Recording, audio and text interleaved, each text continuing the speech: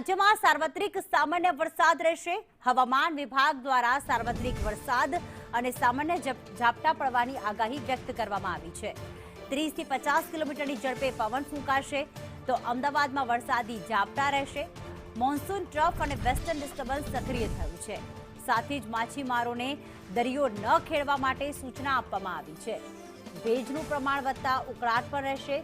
સુરત, નવસારી, વલસાડ અને ડાંગમાં વરસાદ પડવાની આગાહી વ્યક્ત કરવામાં આવી તો મધ્ય અને ઉત્તર ગુજરાતમાં પણ વરસાદ પડશે। સૌરાષ્ટ્ર કચ્છમાં વરસાદ પડવાની આગાહી વ્યક્ત કરવામાં આવી છે, જો કે ભારે વરસાદની શક્યતા નહીવત છે। રાજ્યમાં માત્ર સામાન્યથી મધ્યમ વરસાદ રહી શકે છે। ભારે વરસાદ નહીં રહે તો અમદાવાદ અને ગાંધીનગરમાં તો વરસાદી ઝાપટા પડી શકે છે। હવામાન વિભાગ દ્વારા આગાહી કરવામાં આવી છે, પરંતુ ભારે પવન ફૂંકાઈ શકે છે। 30 થી 50 કિલોમીટરની ઝડપે પવન ફૂંકાવાની આગાહી વ્યક્ત કરવામાં આવી।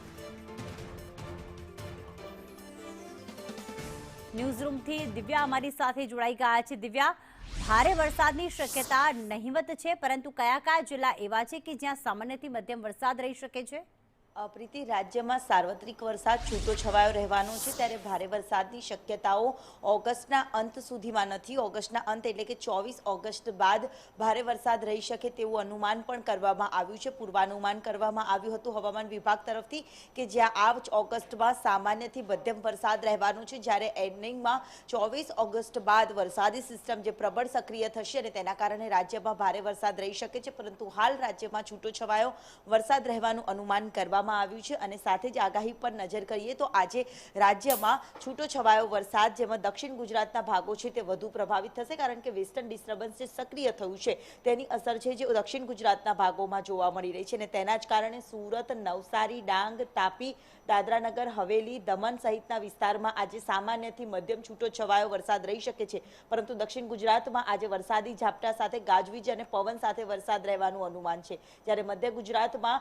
વડોદરા, ગાંધીનગર, ખેડા, આણંદ, નડિયાદ, અમદાવાદ સહિતના વિસ્તારોમાં સામાન્યથી મધ્યમ છૂટો છવાયા વરસાદી ઝાપટા પડી શકે છે, જ્યાં પવનની ગતિમાં આજે વધારો રહેવાનો છે, જ્યારે વાદળછાયું વાતાવરણ પણ રહેવાનું છે। ઉત્તર ગુજરાતના ભાગોમાં જે મોન્સૂન ટ્રફ જે પસાર થઈ રહ્યો છે તેમાં પ્રભાવિત થશે ઉત્તર ગુજરાતના ભાગ, જેના કારણે મહેસાણામાં આજે 40 થી 50 કિમીના ઝડપે પવન ફૂંકાઈ શકે છે, વરસાદનું ઝાપટું પડી શકે છે। સાથે જ પાટણ, વાવ, થરાદ, બનાસકાંઠા સહિતના તમામ જે વિસ્તારો છે ત્યાં સામાન્યથી મધ્યમ વરસાદ રહે તેવી સંભાવનાઓ વ્યક્ત કરવામાં આવી છે। બીજી તરફ સૌરાષ્ટ્ર તરફ નજર કરીએ તો સૌરાષ્ટ્રમાં પણ ભાવનગર, મહુવા, વેરાવળ, જૂનાગઢ, પોરબંદર, જામનગર અને મોરબી આ વિસ્તારો એવા છે કે જ્યાં ગાજવીજ અને પવન સાથે સામાન્ય વરસાદી ઝાપટું રહી શકે છે, પરંતુ કચ્છમાં વધારે પ્રભાવિત થશે, જેમાં સમગ્ર કચ્છ પંથકમાં પણ આજે વરસાદનું એલર્ટ આપવામાં આવ્યું છે।